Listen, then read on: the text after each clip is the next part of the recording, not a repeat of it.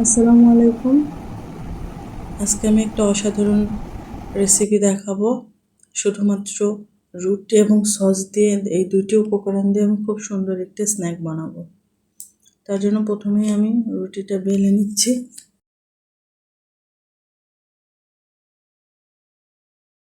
তারপর সুন্দর করে রুটিটাকে আমরা ভেজে নেব। সবগুলো রুটি একবারে ভেজে নেব।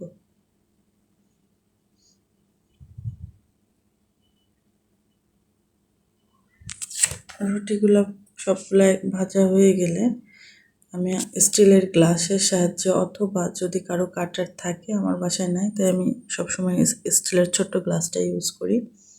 রুটিগুলোকে গোল গোল করে কেটে নিব। সুন্দর করে সবগুলো একই সাইজে কেটে আমি রুটিগুলোকে রোলের মতো করে পেঁচিয়ে নিব। তারপরে এক সুতো দিয়ে রুটিগুলোকে সুন্দর করে আটকে নেব, যেন ভাঁজটা না খুলে যায়। কারণ এটা যখন আমি ভেজে নিব তখন খুলে দিলে এটা এভাবেই থাকবে, কিন্তু তার আগে ভাঁজটা খুলে যায়। এই জন্য এটাকে আমি খুবই আলতো করে পেঁচিয়ে নেব। জোরে জোরে চাপ দেওয়া যাবে না, তাহলে রুটিটা কেটে যাবে। আলতো করে পেঁচিয়ে সবগুলো একবারে পেঁচিয়ে আমি এগুলো ডুবো তেলে ভেজে নিব। দেখে মনে হতে পারে যে এটা খোলা যাবে না, কিন্তু এটা যখন ফ্রাই হয়ে যাবে খুলতে খুব খুব ইজিভাবে এগুলো খোলা যায়।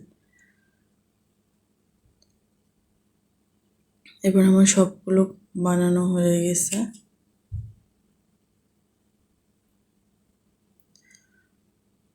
আমি এবার আমার সবগুলো বানানো রেডি।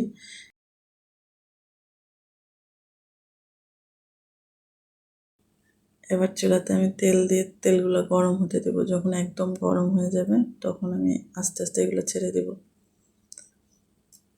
ডুবো তেল দিয়ে ভেজে নেওয়া ভালো। যখন লালচে কালার চলে আসবে এবং আমি বুঝতে পারবো জিনিসটা শক্ত হয়ে গেছে,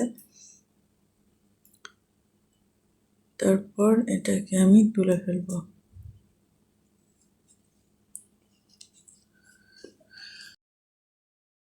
এটা অনেকটাই বাদামি কালার বা লালচে কালার হয়ে এসছে।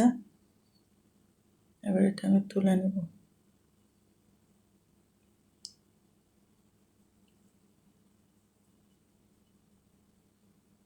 এটা অনেক গরম আছে, এই জন্য আমি দুইবার দিলাম, কারণ আমি তেলটা কম নিয়েছি বলে আমি দুইবারে ভেজে নিলাম সবগুলো। এবং একটু ঠান্ডা হলে, কারণ গরম অবস্থায় প্রচণ্ড গরম থাকে, একটু ঠান্ডা হলে আমি সবগুলো সুতো রুটির রোল থেকে খুলে নিব। এবং এখন দেখেন সুন্দর রোল হয়ে আছে, আর খুলে যাচ্ছে না, এবং ওটা অনেক ক্রিস্পি এবং শক্ত রোল হয়ে আছে। এবার সবগুলা খোলা হয়ে গেলে আমি প্যানে একটু রসুন কুচি দিয়ে নেব। রসুন কুচিটা বাদামি করে ভেজে নেব। এটা যখন ভাজা হয়ে যাবে তার মধ্যে আমি টমেটো সস, এটা বাসায় বানানো সসটা দিলেও হবে।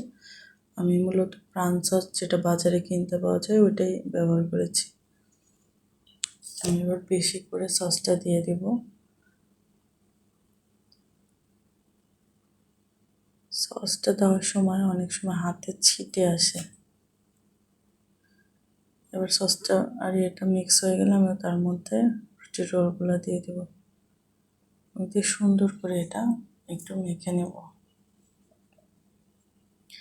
গার্নিশের জন্য এর মধ্যে অনেক কিছুই দেওয়া যেতে পারে। একটু সাদা তিল, অথবা ফ্লেভারের জন্য অন্য কিছু অ্যাড করা যেতে পারে। এটা আমি শুধু এটাই দিয়েছি। দেখেছেন কি সুন্দর কালার আসছে, দেখেই মজা লাগছে। কালারটা সত্যি অসাধারণ ছিল, খেতেও অনেক ইয়ামি।